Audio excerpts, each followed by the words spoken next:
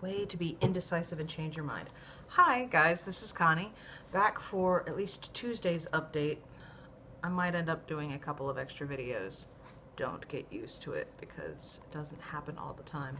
But I'm going to do chapter 10 from The River so that we give you the Brian's novels at least once a week. And then if you've already seen my babbling update, I don't need to explain any further. It's what happens when you are an indecisive adult. And I started checking this out just to see how long it was, so it's a pretty short one. So, here we go. Connie reads The River by Gary Paulsen, Chapter 10. Brian awakened suddenly and listened and smelled. For a moment he could not tell what had brought him up from sleep. They had banked the fire well, and the coals would last until morning. It was still warm and red, giving off a little smoke. There were no bugs. The night cool wasn't too cold. No animals prowled, and he could find nothing wrong, and was closing his eyes to sleep again when he heard it. The far-off sound of thunder. Not loud, low and rumbling.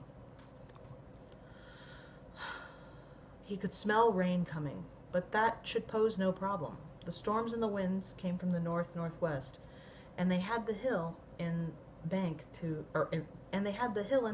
protect them. With the overhang facing south and being on the side of the hill, the rain wouldn't bother them. In fact, they had an evening of soft rain and nothing had come in the shelter. Not a drop. And with the storm blowing any rain away from the opening, they should stay dry and safe. Brian put a couple of pieces of wood on the fire to make sure it kept going, added a handful of green leaves to make smoke and keep the mosquitoes down, checked to see that Derek was still sleeping, and lay back on his bed. Maybe the storm wouldn't even hit them. He remembered the tornado that had caught him before, and decided he wouldn't worry. The odds against getting hit twice by anything as wild as a tornado were huge, and there was nothing they could do anyway, except just hope that it would miss them. He remembered the sound the tornado had made, the wild roaring, and the storm it had come from. And this was different. A summer rainstorm with a soft thunder. It didn't seem anything to worry about, and certainly nothing to keep him awake. He went back to sleep, slipping into a light doze. Things moved in and out. He dreamed that he was talking to Derek, saying in the dream that he thought they should use the radio to call the plane and cancel the rest of the operation, as Derek kept calling it in the dream, because it didn't seem to prove anything. He was awakened by an explosion.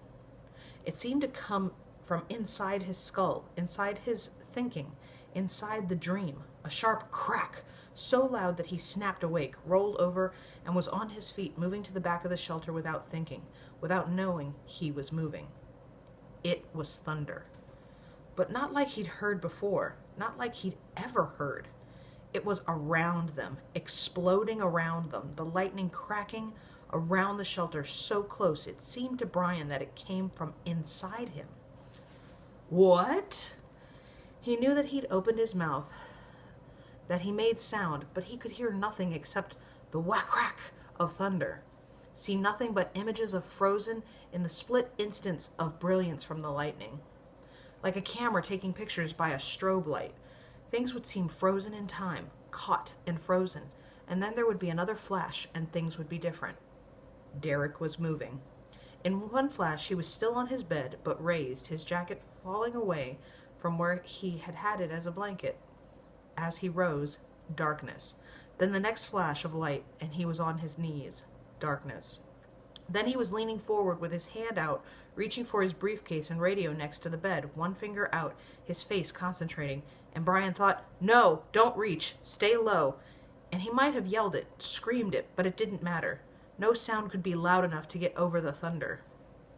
There was a slashing, new, impossibly loud crack as lightning seemed to hit the shelter itself, and Brian saw the top of the pine next to the opening suddenly explode, and saw the bolt came roaring down the tree, burning and splitting and splintering the wood and bark, and he saw it hit Derek.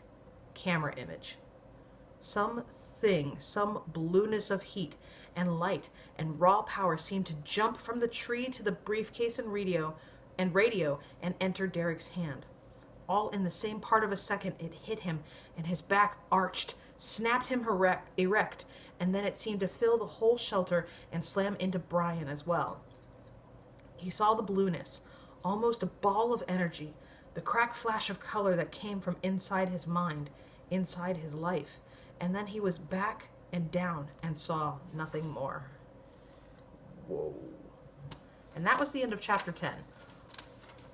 Holy cow. And that took me as long as it did to babble, so sorry about babbling. Sometimes I just need to get back focused on point.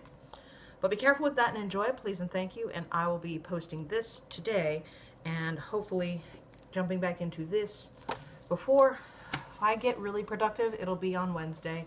And then I'll be jumping into this, which I'll be starting to bank because I know that this is coming soon and will be very popular. So, yep, that's about it. Lots of books for you to enjoy. Lots of work for me to start recording. I will see you for the next installment. Bye.